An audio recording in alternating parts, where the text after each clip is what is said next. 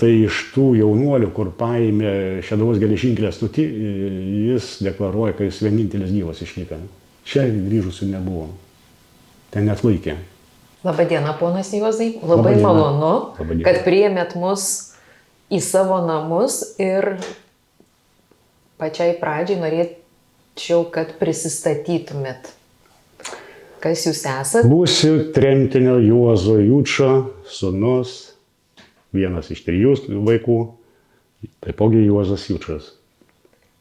Ir Tai va, tais metais gimėt? aš gimiau jau Lietuvoje, 60 metais. Visi mes gimėme Lietuvoje. Jau brolės 57-ais, kai tik grįžo. Tai va, tėvelis gimė 19 metais, lapkričio 6, kaip ir aš, lapkričio 6. Sutapo, todėl tėvukas man parinko Juozo vardą. O tėvuko gyvenimas, tas bent ta pradžia, vaikystė, jaunystė buvo tragiška. Jo mama gimdydama seserį mirė. Tėvukas grįžęs iš Amerikos mirė šiltinę. Tai jis nuo kokį 3 metukų gyveno Vabaliuose pagrindę, pas giminės, Zubai priiminėjo, Kareckai jį prižiūrėjo, nors dar mirusiųjų mano senelių Jučų namai buvo Kulauliškių kaime, kuriuos kažkur 46 metais aviacija, neaišku, rusų ar vokiečių susprogdino tos namus. Tai va, tėvelis, kadangi jam buvo palikta ir žemės 38 hektarai, bet kadangi paauglys, tai daugiausiai užsidarbinėjo, tarnavo pas ūkininkus. Tik tada, kai jau artėjo pilnametystė, susikūrė pats su kalvio vieno pagalba, tokias staklikės ir gamino iš betono čerpės. Jos labai buvo populiarios, ūkininkam man visokių jaujų pats dėdavo, ant daržinių dėdavo. Ir taip įvyko, kad jis turėjo prašymą pas labai stiprius ūkininkus, Martinaičius, kurie patapo paskui uošviais, užsakymą uždengti klojimą čerpėm. Jo. Ir tada jis Martinaikinėje pamatė dar mažą mergaitę, gal 14 metų, vardu Jūra, kuri paskui mano mama. Iš matymo susipažino, šiaip Jūrai, lyg sakau, gražus tas vyčiukas buvo, yra. Ir taip įvyko, kad mano tėtis nuo stogo nukrito, nusilaužė koją. Tai čia kelinti metai buvo? Maždaug. Kažkur 43. Karas. Karo metu. Kada po metų, kai jam pasveiko šiek tiek tą koją, tarybų valdžia jį išsiuntė į Panevėžį darbo batalioną. Bet savaitgaliais jie grįždavo pas savo globėjus traukiniais. Panevėžiai sėdo ant anglių ešalono, į Šeduvą grįžo, visi murzinė. Atgal sekmadienį vėl į batalioną turi registruotis, taip įvažinėjo. Ir 45 metais įvyko tai, kad belaukiant to ešalono su akmens anglėm, sustojo rusų karinis garvežys su visais vagonais, iš kurio pabėgo keli rusų kariai. O jie tam laukiamajam Šeduvos geležinkelio stoty buvo kokie 6, lyg minėjau pavardę, iš Pavartyčių kaimo, čia Tarbūnai, lyg tai Skačkauskas, 6 jaunuoliai, kurie taipogi dirbo darbo batalione. Žinoma, rusų kariai, tų pabėgusių karių nesugavo, jie kažkur į krūmus tamsa ir dingo. Bet lietuvaičius, jaunuolės, į vagoną ir pradžiai nuvežė į Panevėžio kalėjimą. Panevėžio kalėjime pralaikė nemažiau savaitę, žiauriom sąlygom, be maitinimo, be atsisėdimo, be miego. Ten kameros perpildytos buvo. Na ir po kokių 8 parų juos toliau išvežė į 9 fortą. Ten jau, Kauną. ten jau buvo ar 1800 ar 3000 jau surinkta. Taipogi sąlygos buvo tragiškos, kaip ir be maisto, be tualetų, be jokios higienos. Ir vėlgi po porą savaičių į Kauno geležinkelio stotį, į gyvulinius vagonus ir išvyko į Karagandą, į kalėjimą. O tai sakykit, kažkoks teismas, nieko, juos tiesiog į tuos persiuntimo punktus. Jokio čia nebuvo nieko, matysime dokumentus, dar originalius rasime, kad dabar nežinau, kur surašė, ar čia Panevėžys surašė, ar tik Karagandos surašė, kad Paskutinis nuteisiamas 10 metų pagal 58 straipsnį 1 punktas A dalis. Čia kaip visus politinius. Jo, grinai kaip politinius. Va tik tai vėlgi keista, kaip ten Našlaitis, tarnavęs pas ūkininkus, pripažįstamas politininkus. Nors daugiausiai visi tokie buvo. Ir kelionė traukiniu, baisiom sąlygom, 18 parų iki Karagandos. Kada pateko į Karagandą, tai buvo iš Karagandoje, tuo metu buvo 3000 kalinių. Lietuvių. Atsiprašau, pertrauksiu, o į Karagandą papuolė kelintais metais į tos lagerius? 45. Vieni iš pirmųjų. Kur tokie, ar kaip skaitės, aštresnė, ar kas ten. Nes, kai papasakosiu toliau, senelį išvežė tik tai į 47 vėliau. Čia jie ant pirmos turbūt bangos papuolė. Tai va ten papuolė 300 lietuvių. Sąlygos buvo tragedija. Apie maitinimą, tai virintas karštas vanduo, keli kopūsto lapai. Mano senelis buvo gero ūgio, kažkur 1,85 m. Tuo metu, kadangi jam 26 metai buvo, jis svėrė apie 100 kg. Po 2,5 metų lagerį svėrė 38 kg. Taip, nesunku. Tada jis grįžęs ir paminėjo, kadangi buvo stiprus, aišku, be dantų lyga, dėjęs paskui metalinius kažkokias. Tai iš tų jaunuolių, kur paėmė Šeduvos geležinkelio stotį, jis deklaruoja, kad jis vienintelis gyvas išliko. Čia grįžusių nebuvo. Ten net laikė. Taip, nes sąlygos baisios buvo. Paskui kažkaip ten, jis rašė, kad ten dirbo įvairūs darbai, miško darbai, stalių darbai. Tam lagerį. Karagandos lageriuose. Taip, bet po 4-5 metų jį kažkaip užsirekomendavusi gerą tą kalinį perkėlė į Petropavlovsko kalėjimą. Ten ko gero apie 200 km. Kazachstanas taipogi. Ten jau turiu rankraščius jo visus. Tai ten jau buvo gerai. Davė aprangą normalią, maitinti pradėjo. Ir jis atsigavo paprasčiausiai. Kadangi nagingas buvo ir Stalius, ir visų galų meistras, tai jis gavo automobilį G67 ar G69. Ir teko garbė vežioti kalėjimo viršininką. Kai kalėjimo viršininką vežioja, tai jau visai kitos gyvenimo sąlygos. Tai papasakoju tokį nuotykį, tos mašinos, žinot, rusų buvo netobulybė, tai iš kalėjimo išvažiavo pro vartus, viršininką kažkur vežė ar į namus. Ir posūkį dingo stabdžiai, tai su viršininku įlėkė į didelį prūdą, kai pats iki pusės į šaltą vandenį ir teko tą viršininką išnešti ant rankų. Tai buvo lygiai 10 metelių, vos ne 11 ko gero. Tos mėnesius reikia patikslinti.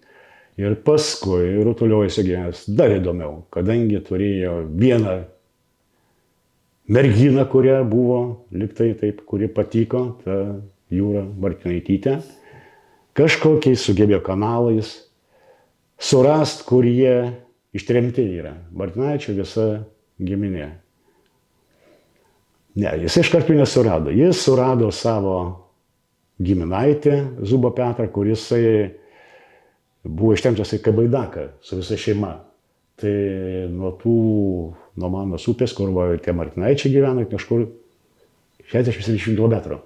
Tai jis pirmiausia pas Zubą Petrą apsilankė.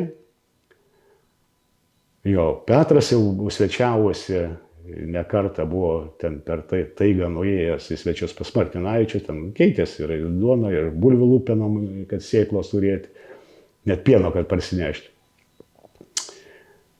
Tai ir Petro paprašytas, buvo palydėtas, jau apie 60 km mažiausiai per taigą ir surado Kojos kaime jau normaliai įsikūrusius Martinaičius. Tremtinius, kurie jau buvo tikrai atkūtę, turėjo savo šulnį įsikasę, savo karutę turėjo, savo karvę turėjo, jau gerai gyveno. Nu ir ką, paprašė mano senelio Petro Martinaičio jūros rankos. Kadangi visus šiaip paleido 58 metais iš Sibiro, ne iš kalėjimo, bet iš tos tremties, tai tėvukas pasipiršo jūrai ir mirė. Nu, žinoma, sutiko, kadangi būsi mama buvo jau nejauna, 28 metai, tėvukui 38 metai.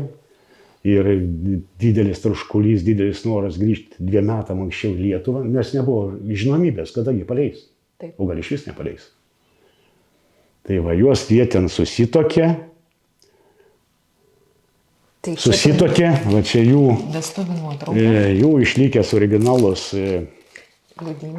liudijimas, kad Jučas Juozas Jurgisa, 19 metų gyvybimo iš Kulališkių, vedė Jūrą Martinaitytę. 56. Taip, 56, o visus paleido 58.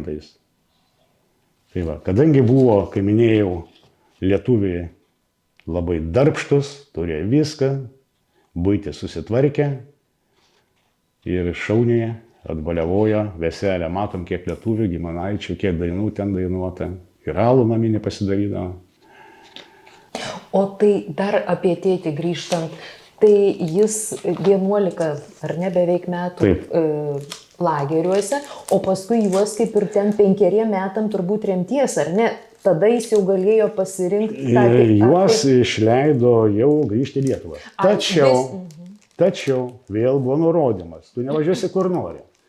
Grįžo į savo namus, kurie yra užimti, kažkokių ten tų tinginių, lodario, negero plauko, galbūt tie patys, kurie skundė ir trėmė.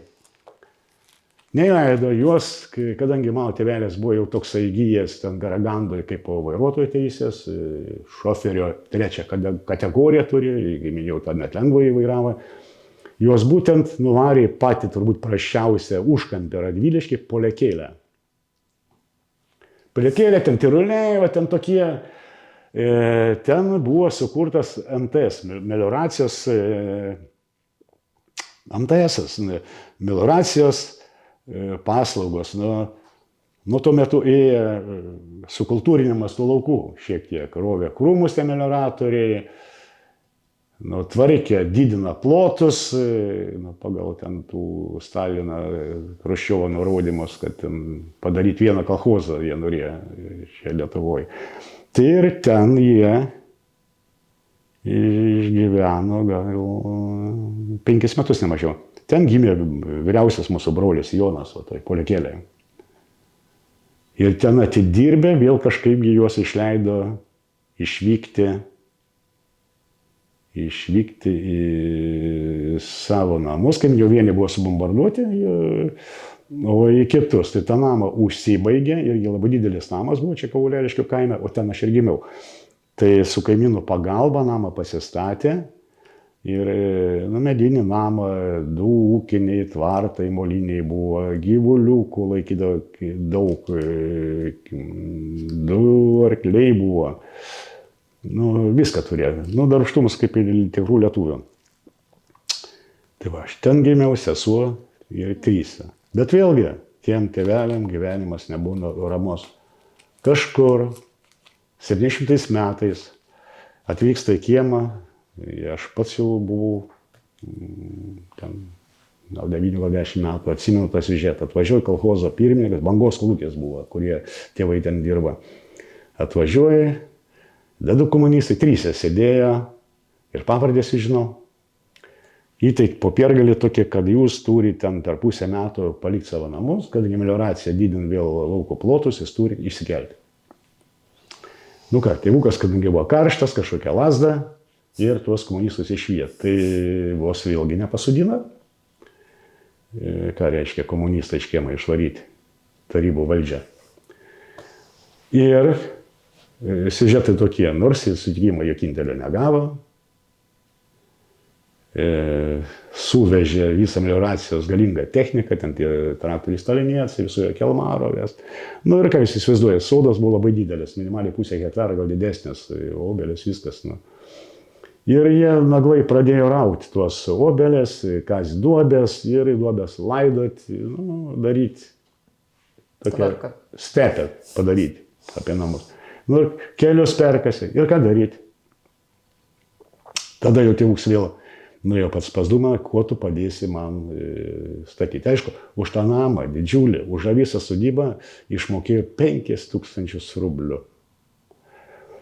Bet kolūkis padėjo, davė transportą, plytom suvežti, tai nuo tos vietos Prastavonių kaime pasistatė vėl didelį namą, kuris dabar tebestovi, vėlgi taipogi niekam nereikalingas.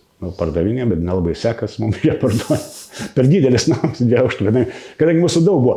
Dėl ko mūsų daug buvo didelį namą statė? Kadangi tiek, kur melioracija išvėjo iš tų namų didelį statė, kadangi grįžo iš Sibiro 58 jau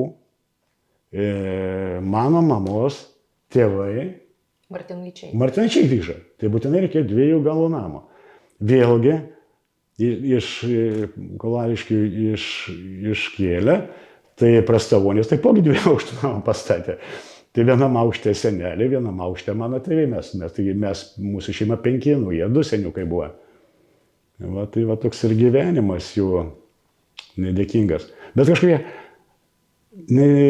kai matom iš fotografijos Sibire ar Lietuvoje, ant kiek jie sunkiai dirba visi, ant kiek širpita sistema buvo, nervinė, bet kiek jie balevodavo, kiek jie dainuodavo, spėdavo visur. Nei tų telefonų nebuvo, nieko nebuvo. Ir susirinkdavo? Susirinkdavo. Pati mūsų vaikus tyzdavo visokius baliuškus, einant 5-6 km pas kaimyną.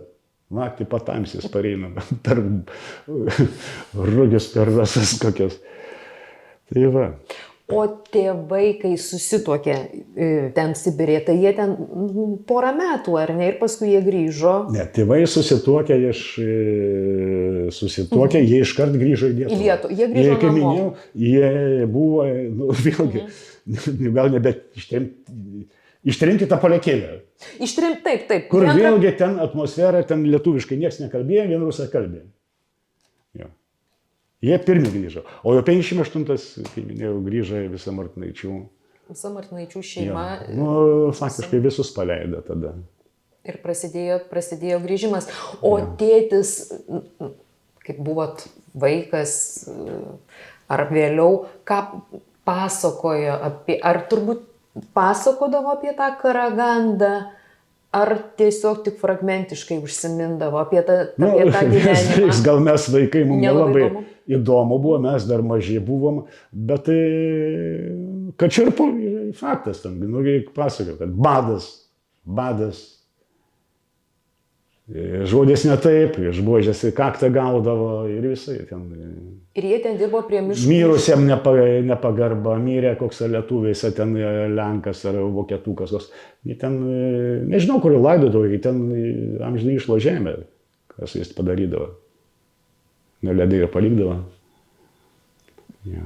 O gal prisimenat, tėtis pasakojo, o su kuo jie kalėjo? Kokios, sako, ten buvo ir vokiečių, ir lenkų? Žinau, kad buvo 300 lietuvių. O paskui įvairovė, tų pačių kazachų buvo tenai. Taip, neįtikusių valdžiai. Jo. Ten iš visų surinka tų 15, tuo metu nedraugiško, ko gero, respubliko. Taip. Ten patys nepatikimiausi, žodžiu, tokie jau žiaurūs politiniai.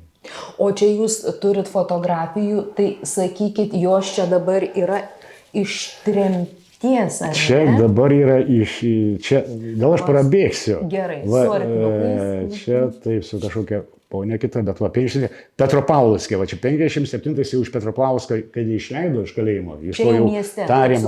tarimo jo, jis jau čia ėjo ploščius pirko, kad važiuoti pirkti žmoną. Čia va mama, čia mamos sesuo, o aš vageriai. Tas Guliukas Vytautas Urgarbus va, tai aprašė daug apie mūsų tėvelį, apie Martinaičių giminę, apie darbštumo tėvuką, va tarkim. Jau 64 metais gavo paskirą iš mūsų Zaporožytį pasižiūrė. Pirms kolūkė turėjo televizorių. Tai pusę kaimo suėdo žiūrėti televizoriaus. Va. Tėvelė šiandien nebuvo jisai kiets ar monkierius, bet kažkiek pagrodavo. Čia Sibirė irgi, ne? Čia jau Petropavlovskė, Petropavlovskė taip jau. su draugais matau. Aha. Kolegom trim. Tai čia turbūt jie jau paleisti, ne? Jau... Jo, čia paleisti. Jo, jie ruošia skalį lagaminus, va, kurį va, matom. O dokumentacijos turime originalios, tai čia šiurpiai skamba.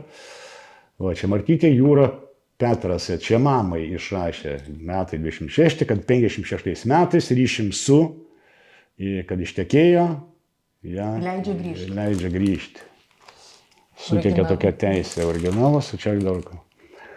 Čia jau visai šeimai Martinaičių, tai yra paimti 48. Gegužės 19. O išleido 58 balandžio 21. Tai va vakar. Jo. Ir tai, va tarkim, Guliukų šeima išleido, tai aš vakar bandžiau studijuoti ir dar nelabai supratau, ką. Nu, čia reabilitacijos jau mūsų 90 metai, čia apie turtas grąžinimą. Aš vieną nesupratau, kodėl Guliukam būtent 60 mano mamos sesers visai šeimai dar 69 metais parašo be teisės grįžti į Lietuvą. Atsiprašau, mano babytei, Mortai Martinaitiniai. Ar močiutei. Aha. Tai va, kodėl, nors jie jau nuo 58 Lietuvoje. Bet jie iškės Šeduvos, čia ta policijos nuovada ir po parašu jis sako, kad jinai privalo išvykti. Bet kas ten įvyko, kodėl nebeišvyko? Ponas Juozai, papasakokit, kaip jūsų gyvenimas klostėsi. Nu, mūsų gyvenimas tai puikiai klostėsi jau. Kaip tas, kaip minėjau, tėvai darbštus, uždirbo gerai, jie greit atkūto. Tėvelės net su sunkvežimės obuolės veždavo atostogų metu Leningrade pardavinėdavo. Nu, darbo tai buvo. Darbo buvo. Runkelių ravėjimas visokie, aš aišku, vos nemažiausias, man mažiau, man pasakiau, aš biškai nusimuliuodavau. Bet, broliu, visos vasaros buvo parduotas. Šienų grėbimai, 4 karvutės šeimoje, šienų grėbimai, runkelių ravėjimai, bet vis tiek suspėjom visur. Ir buvo laimingi. Jo, ir tų žaidimų visokie prisigalvodavo, ir miškai mūsų buvo, ir pušynai mūsų buvo, laužas kūrenam, bulves kepėm, ko tik nedarėm.